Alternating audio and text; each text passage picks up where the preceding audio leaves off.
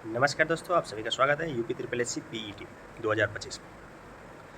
UP triple S C PET 2025 का exam date आप लोगों को पता हो चुका होगा, जो कि 6 और 7 सितंबर 2025 को है। जिसको नहीं मालूम है उनको आज ही पता चल जाएगा कि हाँ, आयोग ने 6 सितंबर और 7 सितंबर 2025 एग्जाम डेट डिसाइड किया है। इसके लिए सिलेबस जो है वो भी पुराना ही सिलेबस है, कोई नया नहीं है। हालांकि क्वेश्चन का जो है अभी पैटर्न थोड़ा सा बदला हुआ है।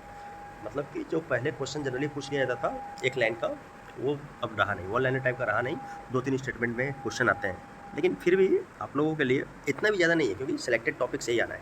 अगर आप देखेंगे ना तो जितने भी टॉपिक है इसको आप कंप्लीट करने में आपको ज़्यादा नहीं, अगर आप 30 डेज भी अगर डेली 2 घंटे के हिसाब से भी करते हैं ना, तो आराम से सिलेबस सभी कंप्लीट कर लेंगे केवल 2 घंटे से। और 2 घंटे आप प्रैक्टिस में लगा दिए, 4 घंटे सफिशिएंट है, बहुत ज़्यादा नहीं है। तो अब चैनल से ज्वाइन करने के लिए, चैनल से जुड़ने के लिए चैनल को सब्सक्राइब कीजिए, बेल आइकन को प्रेस कर लीजिए। ठीक, अच्छा लगे तो लाइक कीजिए, अच्छा ना लगे तो डिसलाइक कीजिए। चलिए वो सब बात की बातें हैं, लेकिन चैनल को ज्वाइन कर लीजिएगा, आपको फ़ायदा होगा। जो भी चीज़ें मैं डालूंगा डायरेक्ट आपके पास पहुंच जाया करेगा।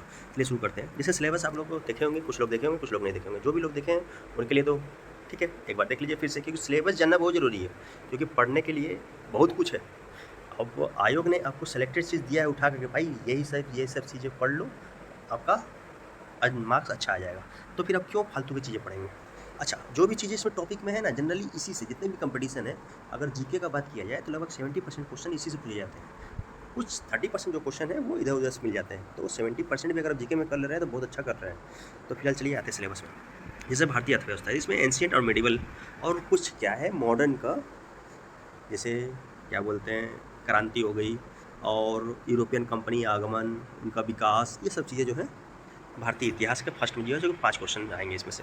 तो 5 क्वेश्चन के लिए इसमें आपको ज़्यादा मेहनत करने की जरूरत नहीं है। इसमें से जो टॉपिक दिया हुआ है, इसमें से मेनली आप पहले तो टॉपिक देख लीजिए। सिंधु घाटी सभ्यता है, यानी कि इंडस वैली सिविलाइजेशन, वैदिक कल्चर, वैदिक संस्कृति, बौद्ध धर्म, गौतम बुद्ध की जीवनी एवं शिक्षाएं, जैन धर्म, महावीर जीवनी एवं शिक्षाएं, मौर्य वंश में सम्राट अशोक के बारे में पढ़ना है, अभी जान जाइए।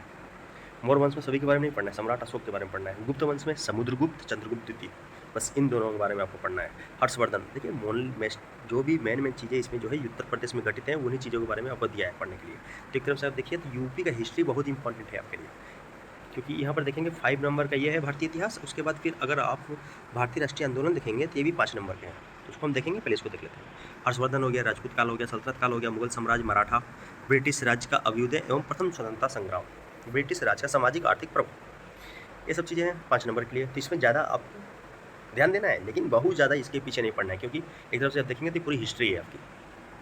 भारतीय राष्ट्रीय आंदोलन, इंडियन नेशनल मूवमेंट, स्वाधीनता आंदोलन के प्रारंभिक वर्ष, स्वदेशी तथा सविनय अवज्ञा आंदोलन, गांधी जी तो इम्पोर्टेंट है किसी भी एग्जाम के लिए, क्रांतिकारी आंदोलन एवं उग्र राष्ट्रवाद का उदय, ये भी इम्पोर्टेंट ही है। विधायी संशोधन तथा ब्रिटिश इंडिया एक्ट 1935 का, बहुत इंपॉर्टेंट है। भारत छोड़ो आंदोलन, आज़ाद हिंद फौज, नेताजी सुभाष चंद्र बोस, ये भी बहुत इंपॉर्टेंट है। मतलब कुल मिला लेते हैं, हिस्ट्री से आपका 10 क्वेश्चन मिलेंगे। फिर भूगोल में बात करें तो 5 क्वेश्चन। अच्छा, एक बात और बोलूँगा कि आप लोग टेलीग्राम चैनल का लिंक दिया गया है, उसको ज्वाइन कर लीजिए। हाँ, जिनको भी ऑडियो लेक्चर, मतलब कि जो भी टॉपिक है उसके लिए ऑडियो लेक्चर है हमारे पास जो प्रोवाइड करवाया जा रहा है, लेकिन उसके लिए कुछ शुल्क रखा गया है। तो जिनको भी उससे जुड़ना है तो व्हाट्सअप का मैं लिंक दे दूँगा, व्हाट्सअप के थ्रू आप हमको कॉन्टैक्ट कीजिएगा। ठीक है, लिंक दूंगा मैं, नंबर नहीं दूंगा। ठीक, नंबर नहीं दे रहा हूँ, लिंक दे रहा हूँ। नंबर दूंगा अगर जब आप कॉन्टैक्ट कीजिएगा, जब आप जुड़िएगा उसके बाद आपको नंबर मिलेगा। जो भी चीज़ें आपकी क्वारी रहेगी। हाँ, इतना मैं बोलूँगा कि अगर आप 40 डेज का अभी से समय बचा हुआ है, आज कितना है 28 मान लीजिए, 27 खत्म ही होने वाला है, तो 28 से भी अगर आपका आराम से लगभग 35-37 डेज है।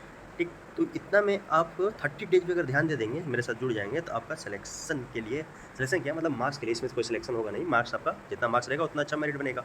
और यूपी ट्रिपल एससी में इस बार जानेंगे, जो भी 2025 का होगा, 3 साल की वैलिडिटी है। तो 3 साल की वैलिडिटी के लिए आपको अच्छा पहले तो पढ़ाई करना पड़ेगा, अच्छा मार्क्स लाना पड़ेगा। अच्छा मार्क्स लाएंगे तभी आप किसी भी एग्जाम, जो भी वैकेंसी निकलेगा उसमें आप अप्लाई कर सकते हैं। ठीक, क्योंकि अगर मान लीजिए किसी में अगर 500 पोस्ट निकला है सपोज डेट, अच्छा बहुत अच्छे पोस्ट के लिए 500 पोस्ट नहीं होता है, 25 पोस्ट, 50 पोस्ट, 60 पोस्ट होता है। तो उसके लिए आपको जितना अच्छा मार्क्स लेके आएंगे उतना ही अच्छा रहेगा। अब जो भी टॉपिक है इनको आपको बार बार रिवीजन करना पड़ेगा। तो ऑडियो लेक्चर रहेगा ना, तो उसको आप एक बार पढ़िएगा, नोट्स बनाना है नोट्स भी बना लीजिएगा। ठीक ना, तो उसको आप 4 बार सुनिएगा, 4 बार सुन लीजिएगा तो आपको सभी चीज़ें याद हो जाएगी। तो एग्जाम में आपको ना चाहते हुए भी आपका क्वेश्चन जो हाथ है ना, वो ऑप्शन में पहुँच जाया करेगा। ऐसा होता है ठीक है, तो फ़ायदा होगा। अगर आप ज्वाइन करना चाहते हैं तो व्हाट्सएप ग्रुप में हमारे जुड़िए। अच्छा, पीडीएफ के लिए भी उसके लिए अलग से बात किया जाएगा, क्योंकि पीडीएफ के लिए वो भी फ्री नहीं है। हाँ, कुछ चीज़ें आपको प्रोवाइड करवाई जाएगी फ्री में टेलीग्राम में। ठीक, तो टेलीग्राम को भी ज्वाइन कर लीजिए आप। ठीक, अच्छा आगे आते हैं भूगोल। अब देखिए भूगोल में क्या है, भारत एवं विश्व का भौतिक भूगोल। भौतिक भूगोल में क्या क्या चाहिए, यानी कि फिजिकल जियोग्राफी एक तरफ से पढ़ना है आपको।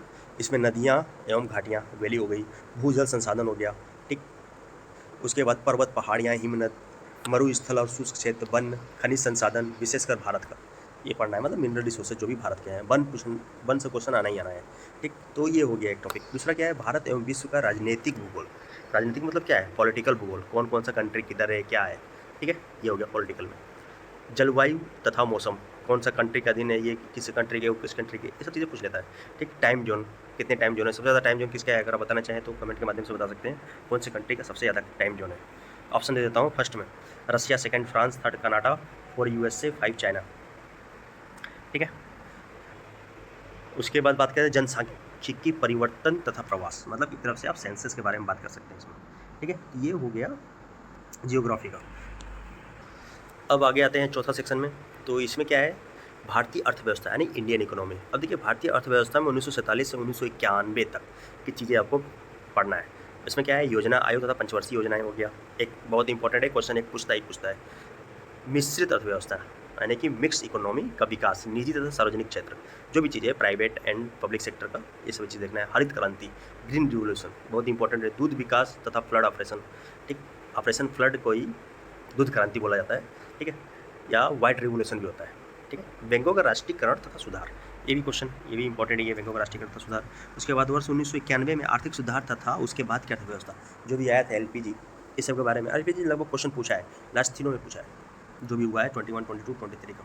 वर्ष 2014 के पश्चात आर्थिक सुधार, यानी कि जो भी आर्थिक सुधार हुए 2014 मोदी गवर्नमेंट बनने के बाद, जैसे कृषि में सुधार, ढांचागत सुधार, श्रम सुधार, आर्थिक सुधार, जीएसटी। अब देखिए जीएसटी से क्वेश्चन पूछता ही है। अच्छा, इस सब में जो है, अब आप बोलेंगे सर ये श्रम सुधार, आर्थिक सुधार, ढांचा सुधार क्या क्या है, तो जो भी हमारे स्कीम्स जो आए हैं ना, उसके रिगार्डिंग आर्थिक सुधार करने के लिए, श्रम सुधार करने के लिए, रोजगार योजना, फलाना ढिमका, बहुत सारी स्कीम आ चुके हैं, तो सभी चीज़ें तो टू द पॉइंट अगर स्टडी करना है तो आप हमारे साथ जुड़िए, आपको काफ़ी फ़ायदे होंगे।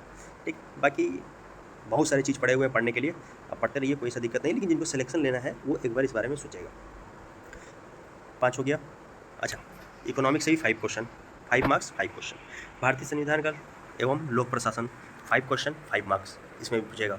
तो भारतीय संविधान का छोटा सा टॉपिक है, बहुत ज़्यादा नहीं, अगर इसको ठीक से लगेंगे 4 दिन में कंप्लीट, अच्छे से कंप्लीट हो जाए 4 दिन में। जैसे भारतीय संविधान की प्रमुख विशेषताएं, राज्य के डीपीएसपी, मतलब कि नीति निर्देशक सिद्धांत के बारे में, मौलिक अधिकार एवं कर्तव्य, संसदीय प्रणाली, ठीक, संघीय प्रणाली, संघ एवं केंद्र शासित प्रदेश, केंद्र राज्य संबंध, ये सब चीज़ें को सब पूछते हैं।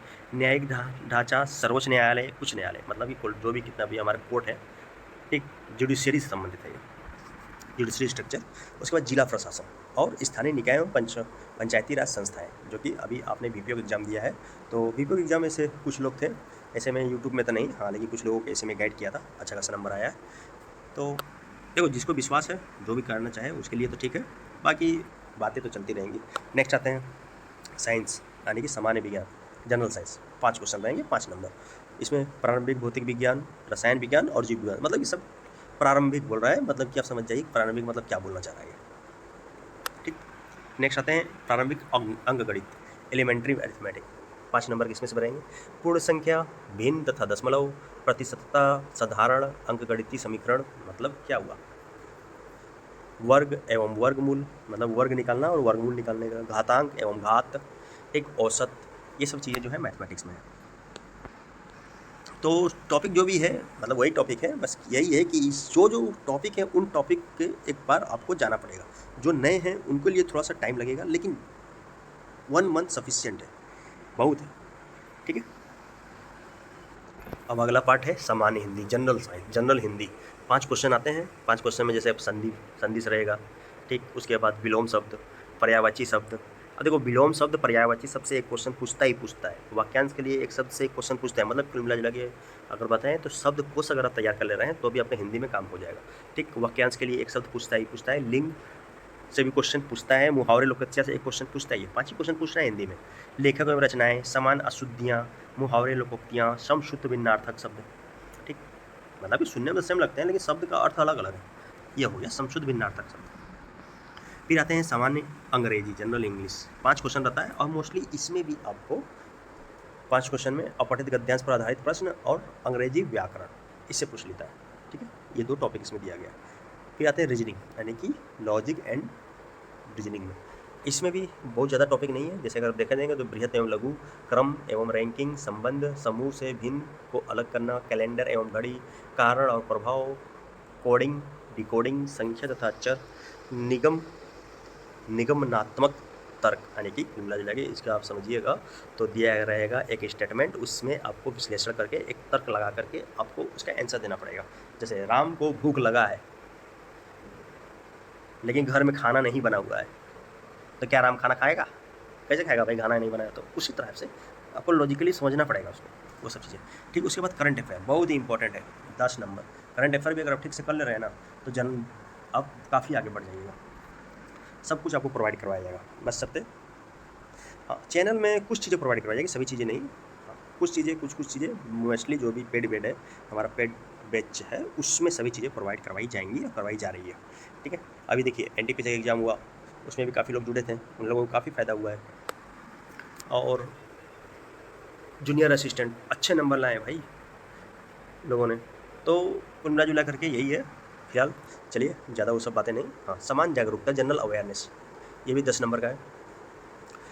अब देखिए इस जनरल आपको अगर बोला जाए कुछ टारगेट करने के लिए, तो इसमें से क्या सबसे पहले आप पढ़ना चाहेंगे? सबसे पहले आप करंट अफेयर कीजिए। करंट अफेयर करने के लिए पहले आपको वर्ल्ड मैप को गो थ्रू करना पड़ेगा। ठीक, क्योंकि करंट अफेयर में भारतीय एवं वैश्विक है, इंडिया का मैप को, इंडिया का जो भी पॉलिटिकल और फिजिकल स्थिति जाननी पड़ेगी, उसके बाद ही जाके होगा।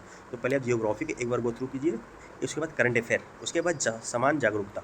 अब अगर आप जियोग्राफी पढ़ रहे हैं तो आपको ये समान जागरूकता में लगभग 30% टॉपिक आपका कवर हो चुका रहेगा। जैसे भारत के पड़ोसी देश, जो भी पड़ोसी देश हैं सभी का, एक देश, राजधानी, मुद्राएं, भारत के राज्य, केंद्र शासित प्रदेश के बारे में आपको पढ़ना है, भारतीय संसद, राज्यसभा, लोकसभा और विधानसभा, विधान परिषद के बारे में, ये पॉलिटिक में हो गया। राष्ट्रीय और अंतर्राष्ट्रीय दिवस, हाँ डेज बहुत इंपॉर्टेंट है, क्वेश्चन पूछते हैं। विश्व संगठन एवं उनके मुख्यालय, मतलब कि जो भी ऑर्गेनाइजेशन है उसका हेडक्वार्टर।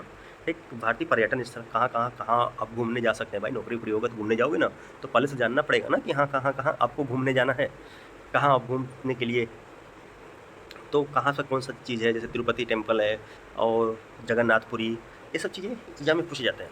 ठीक, भारत की कला एवं संस्कृति एक क्वेश्चन रहता है ये, भारत एवं विश्व के खेल। अब देखिए ये लगभग 10 टॉपिक गिन के है और 10 टॉपिक में से आपको क्वेश्चन पूछेंगे। अब देखा जाए अगला में तो भारतीय अनुसंधान संगठन हो गया, प्रसिद्ध पुस्तकें और लेखक क्वेश्चन पूछे जाते हैं, पुस्तक एवं विजेता, जलवायु परिवर्तन एवं पर्यावरण।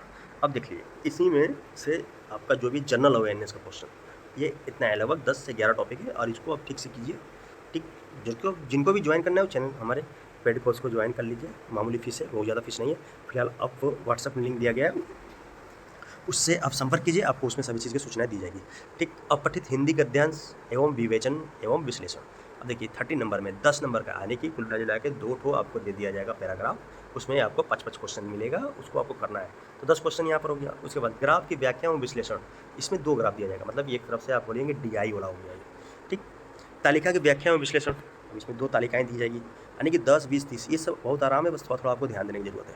यानी कि 10, 20, 30 और 10 ये जनरल अवेयरनेस 40, करंट अफेयर 10, 50, इतना 50 को आप बहुत ईजिली गेन कर सकते हैं। ठीक, बाकी और भी चीज़ें जैसे जियोग्राफी में 5 क्वेश्चन है उसको ईजिली गेन कर सकते हैं, पॉलिटी में 5 क्वेश्चन है उसको ईजिली गेन कर सकते हैं। तो ऐसे करके आप 70 नंबर तक आराम से जा सकते हैं।